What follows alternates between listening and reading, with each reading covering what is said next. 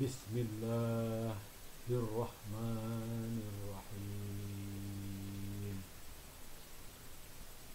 Bismillahirrahmanirrahim. Dengan menyebut nama Allah, kita sampaikan kepada Allah bahwa kita sedang menyebut bahwa kita ingin bersama Allah yang Maha Rahman dan Maha Rahim. Jadi bukan sedang membaca bismillah, tapi benar-benar sedang menyampaikan, sedang mengakui, sedang ingin bersama, sedang ingin Rahman Rahimnya Allah. Indonesia yang hilang adalah tema kita. Indonesia yang hilang adalah tanggung jawab kita. Indonesia yang hilang adalah yang mesti kita cari. Apa yang hilang kali ini adalah buku kecil yang ditulis oleh orang Padang, yang ditulis oleh orang Sumatera Barat. Kata orang Sumatera Barat itu lebih barat dari barat, karena memang banyak tokoh-tokoh yang belajar ke barat dan sangat dipengaruhi oleh orang-orang barat.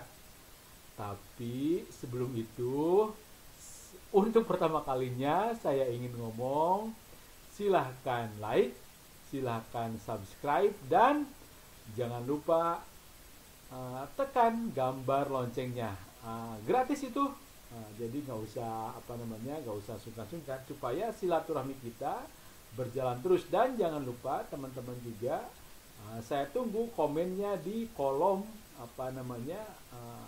kolom komentar di setiap YouTube kita. Insya Allah kita akan konsisten dengan tema besar mencari Indonesia yang hilang.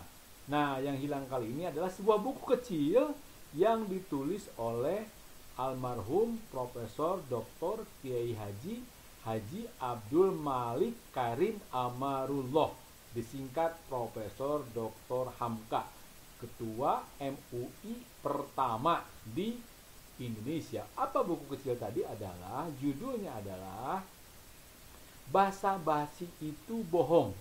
Jadi buku itu memang buku kecil, banyak karya-karya Hamka yang besar ya, tafsir, tenggelamnya kapal Panderwick. Saya baca buku itu kira-kira ya usia SD lah.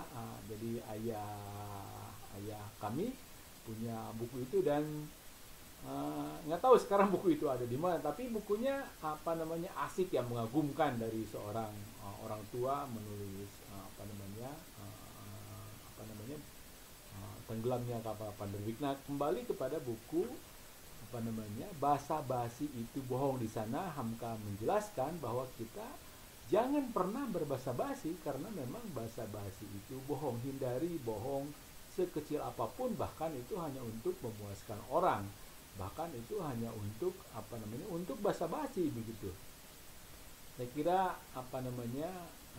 belajarlah kita untuk sedikit-sedikit menghindari, menjauhi, kalau bisa bahkan ya memusuhi kalimat-kalimat basa-basi, apalagi kalau memang itu sudah jadi kebiasaan begitu. Nah, kalau sudah jadi kebiasaan kan bahaya besar dan susah untuk menghilangkannya. Saya kira kita harus berterima kasih kepada Profesor Dr. Haji Abdul Malik Karim Amarullah yang telah mengingatkan bahwa basa-basi itu bohong. Yang kedua, insya Allah buku itu mengalir pahalanya bagi Buya Hamka.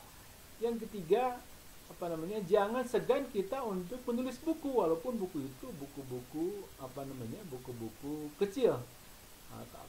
Karena karya buku itu mengalir pahalanya, apalagi tafsir begitu ya. Saya kira itu sementara dari saya tentang kenangan saya bersama teman-teman, bersama saudara-saudara kita, bersama tokoh-tokoh dari Sumatera Barat yang sekali lagi mengagumkan, yang sekali lagi rasa keindonesiaannya dan rasa keislamannya sekaligus juga modernitasnya. Karena apa? Karena Sumatera Barat itu lebih barat dari barat, itu terdepan di Indonesia begitu. Saya kira Pak Halul Roji, Pak Menteri Agama, Mbak Puan, siapapun ya, Mbak Puan Maharani, mesti belajar kepada tokoh-tokoh besar dari Sumatera Barat. Lain kali kita akan bahas Pak Nasir yang disebut sebagai proklamator kedua. Peran Pak Nasir amat sangat mengagumkan. Sekaligus juga menunjukkan bahwa seorang Muslim komitmen nasionalismenya itu terlalu tinggi begitu, apalagi beliau disebut-sebut sebagai proklamator kedua. Ada apa dengan proklamator kedua?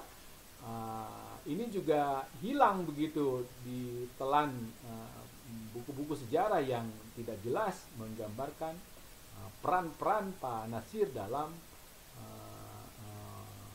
proklamator kedua tadi.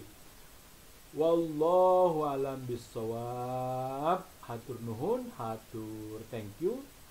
Mudah-mudahan ini menjadi kebaikan sekecil apapun kebaikan, dan teman-teman yang like, yang subscribe, saya kira menjadi sahabat kita, bahkan insya Allah sampai di surga. Ingat, jangan basa-basi, karena basa-basi itu adalah bohong.